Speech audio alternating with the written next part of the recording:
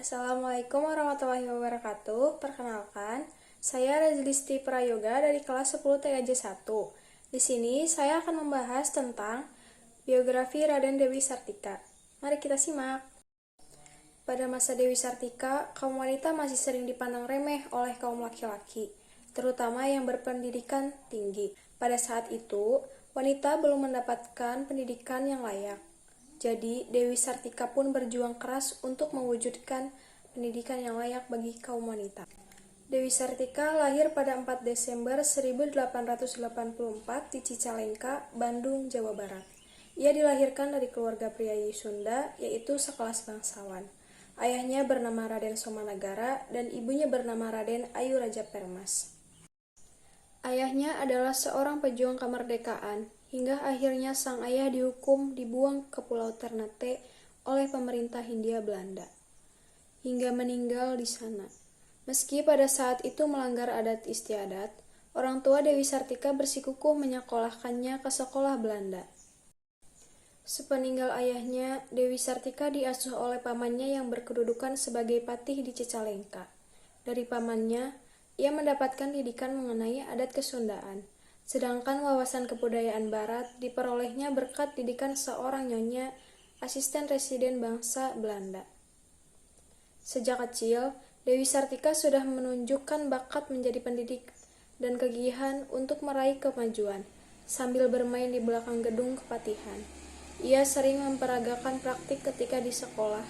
Ia mengajari baca tulis dan bahasa Belanda kepada anak-anak pembantu di kepatihan. Papan bilik, kandang kereta, arang dan pecahan genting dijadikannya sebagai alat bantu belajar. Sejak kecil, saat Dewi Sartika mengikuti pendidikan sekolah dasar di Cicalengka, memang sudah menunjukkan minatnya di bidang pendidikan. Sejak anak-anak, ia sudah senang memerankan perilaku seorang guru, seperti bermain sekolah-sekolahan dengan teman sebayanya. Dan Dewi kecil selalu berperan sebagai guru.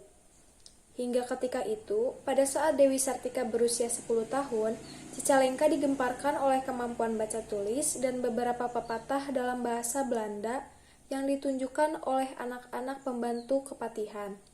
Hal tersebut menjadi gempar karena waktu itu belum banyak anak-anak yang memiliki kemampuan seperti itu. Dan diajarkan oleh seorang anak perempuan, Dewi Sartika berpikir agar anak-anak perempuan di sekitarnya bisa memperoleh kesempatan menuntut ilmu pengetahuan, maka ia berjuang mendirikan sekolah di Bandung, Jawa Barat, yang ketika itu ia sudah tinggal di Bandung. Mari kita simak perjuangan Dewi Sartika untuk mendirikan sekolah. Perjuangan Dewi Sartika untuk mendirikan sekolah tidak sia-sia. Ia dibantu oleh kakeknya yang bernama Raden Agung A. Martanegara dan Den Hammer yang menjabat sebagai inspektur kantor pengajaran ketika itu. Pada tahun 1904, ia berhasil mendirikan sebuah sekolah yang dinamai Sekolah Istri. Sekolah tersebut hanya memiliki 2 kelas sehingga tidak cukup untuk menampung aktivitas sekolah. Maka, untuk ruang belajar, ia harus meminjam sebagian ruangan kepatihan Bandung. Awalnya, murid di sekolah tersebut hanya 20 orang. Murid-murid yang hanya wanita itu diajarkan cara berhitung, membaca, menulis, menjahit, merenda, menyulam, dan pelajaran agama. Pada tahun 1910, nama sekolah istri diganti dengan nama Sekolah Keutamaan Istri. Perubahan bukan cuma pada nama saja, tapi terdapat tambahan pelajaran di dalamnya. Dewi Sartika berusaha keras mendidik anak-anak gadis agar kelak menjadi ibu rumah tangga yang baik, mandiri, luwes, dan terampil. Maka dari itulah, pelajaran yang berhubungan dengan pembinaan rumah tangga banyak pula ia berikan di dalam mengajar. Salah satu semangat yang dimilikinya yaitu dorongan dari berbagai pihak, terutama dari Raden Kanduruan Agah Surawinata, suaminya, yang telah banyak membantunya mewujudkan perjuangan, baik tenaga maupun pemikiran. Pada tahun-tahun berikutnya, di beberapa wilayah Pasundan bermunculan beberapa sekolah istri yang dikelola oleh perempuan-perempuan Sunda yang memiliki cita-cita yang sama dengan Dewi Sartika. Pada tahun 1912, sudah berdiri sekitar 9 sekolah istri di kota-kota kabupaten. memasuki usia ke-10, yaitu pada tahun 1914, nama sekolah istri diganti menjadi Sekolah Keutamaan Istri. Kota-kota kabupaten wilayah Pasundan yang belum memiliki sekolah keutamaan istri tinggal 3/4.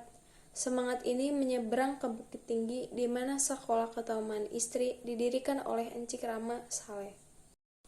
Pernikahan Dewi Sartika. Pada tahun 1906, Dewi Sartika menikah dengan Raden Kanduruan Agah Suryawinata. Ia merupakan seseorang yang memiliki visi dan cita-cita sama. Raden Kanduruan Agah Suryawinata adalah seorang guru di Sekolah Karang Pamulang, yang saat itu merupakan sekolah latihan guru. Penghargaan untuk Dewi Sartika. Jika para pahlawan lainnya melakukan perjuangan untuk bangsa melalui perang frontal seperti angkat senjata, namun Dewi Sartika memilih perjuangan melalui pendidikan. Meskipun bentuk dan cara perjuangan yang dilakukan Dewi Sartika berbeda, beliau patut disebut seorang pahlawan karena telah berbuat sesuatu yang heroik untuk bangsanya sesuai dengan kondisi zamannya. Dengan semangat kegigihan dan ketulusan hatinya untuk membangun masyarakat negeri, sekolah yang didirikannya sebagai sarana pendidikan kaum wanita bisa berdiri, terus berjalan menjadi panutan di daerah lain. Ia diakui sebagai pahlawan nasional oleh pemerintah Indonesia pada tahun 1966. Wafatnya Dewi Sartika. Dewi Sartika meninggal pada tanggal 11 September 1947 di Tasikmalaya dan dimakamkan dengan upacara sederhana di pemakaman Cigagadon, Desa Rahayu, Kecamatan Cineam. 3 tahun kemudian, makamnya dipindahkan di Kompleks Pemakaman Bupati Bandung di Jalan Karanganyar, Bandung. Sekian pembahasan di biografi Raden Dewi Sartika dari saya. Semoga bermanfaat. Terima kasih. Wassalamualaikum warahmatullahi wabarakatuh.